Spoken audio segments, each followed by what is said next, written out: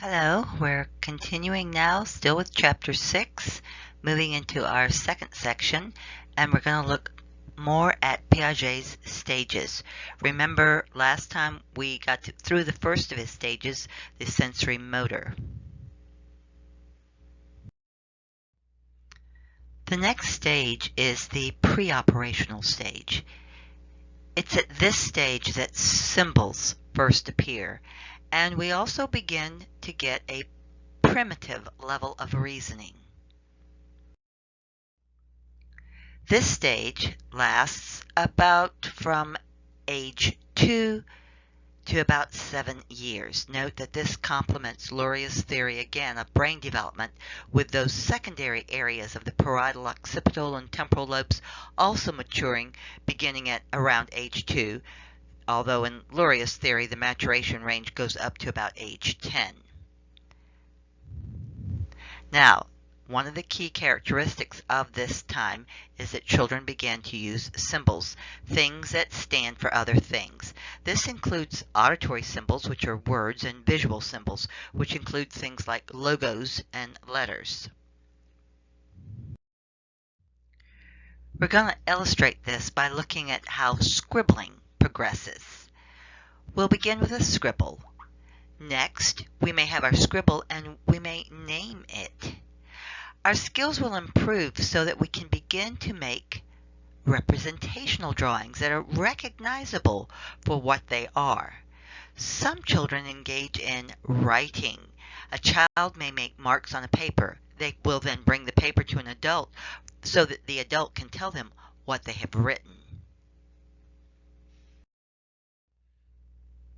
Now, also in this pre-operational stage, along with symbols, we begin to see what Piaget calls operations. This is that early reasoning. Some of the characteristics of this stage include symbolic functioning, which I've mentioned. We also see something called egocentrism. This is difficulty in understanding that other people have a different point of view. They may not have had the same life experiences. They may not be familiar with the same stories and cartoon figures the 3-year-old knows, but this doesn't occur to the 3-year-old. We also see something called animism, which is the belief that inanimate objects have lifelike qualities. Examples here might be it rained because the flowers were thirsty. You cut your dolly's hair because you thought it would grow back.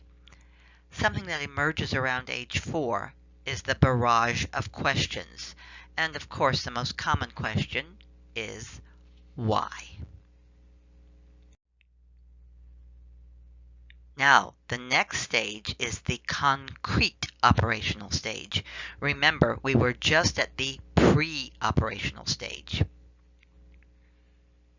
Here we begin to see the emergence of simple logical reasoning rather than that intuitive magical thought.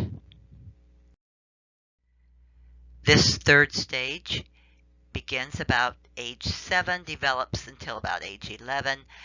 This also parallels Luria's model regarding the association cortex. We will see children performing a number of distinct operations. We'll see some simple reasoning skills emerge. One of those first early reasoning skills is something we call conservation. This is the idea that unless you add or take something away from a quantity, the quantity, no matter how you've changed its appearance, remains the same. So, how can we assess conservation? Okay, I can put out 5 tokens. Then I might give the child 7 tokens. Ask them to put out the same number that I have. Now, if they respond, say, with 3 tokens, they don't even have one-to-one correspondence, and we're finished. This is the child whose counting and pointing responses don't match. Now, this is what we would hope to see. We would then ask the child, how can we be sure we have the same number? And the answers get interesting here. We might get that both groups have 5. The child might count the groups, or they might tell us they look the same. So next I will put away those extra tokens and group together the child's tokens so they look like this. Again, I'll ask the question, which group has more, or do they have the same number? Children who do not have conservation will say that the examiner has more. How can we be sure? Well, the line is longer. Now, some children who are in transition, they will count the tokens before they answer to verify that the groups are still the same. A child who has conservation will say that they're the same without any hesitation.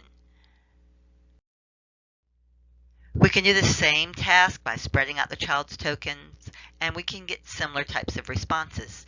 It really gets interesting when we stack the tokens or maybe put them in a circle. Some of the children who have the concept of conservation emerging will get very confused at this point.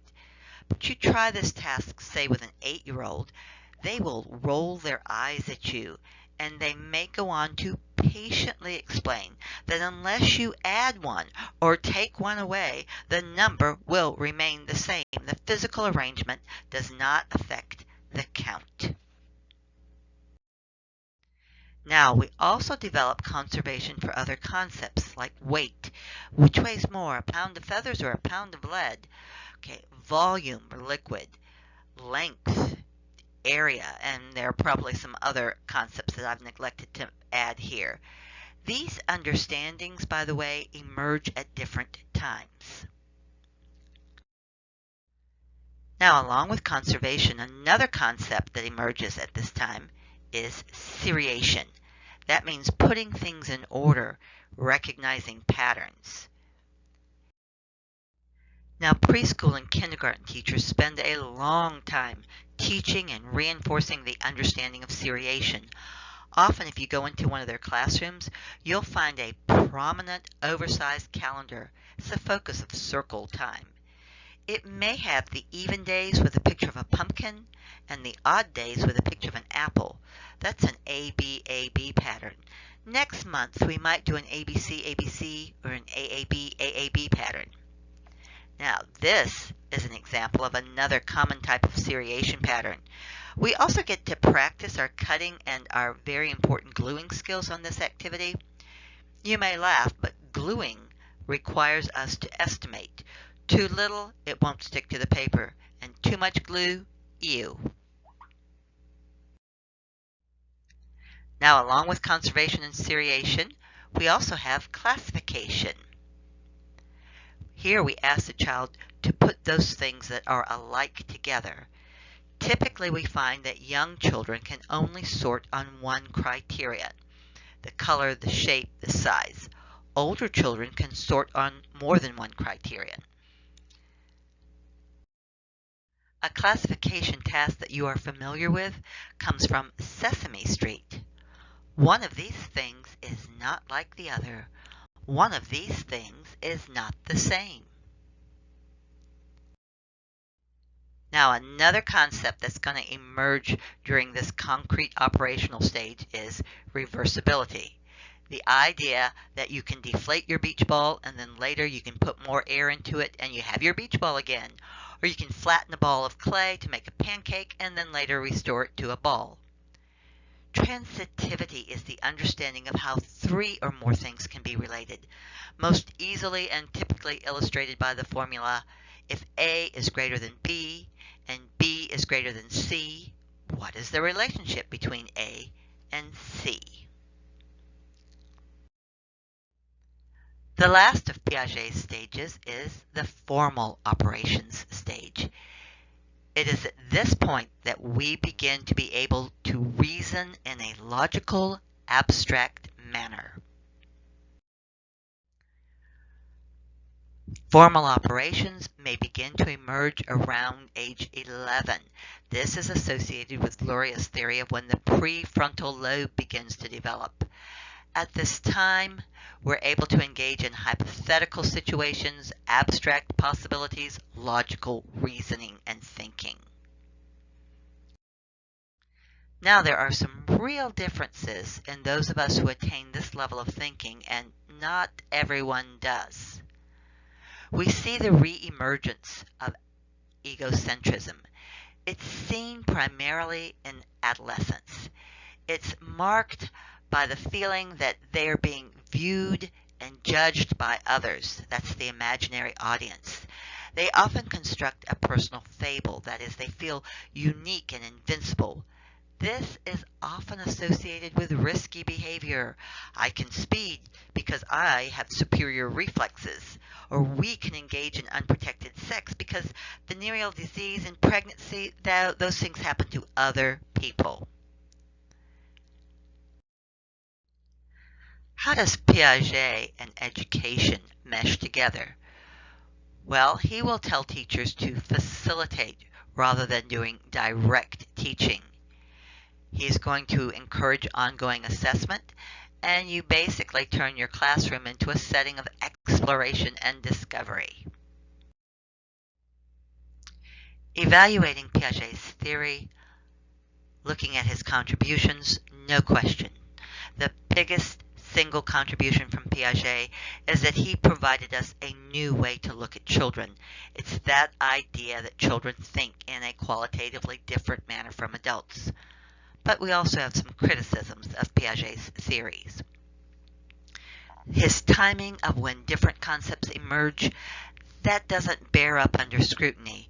We find that many times, instead of jumping from one step to another, instead we spend a lot of time on the risers. And also, for instance, we may have conservation of number, but not conservation of volume. He tended to discount the impact of training, but we know teachers and parents can guide children into activities that will accelerate their understanding of some concepts. Now, we're stopping at this point. In section 3, we'll talk about what happens after formal operations, and I'll introduce Vygotsky.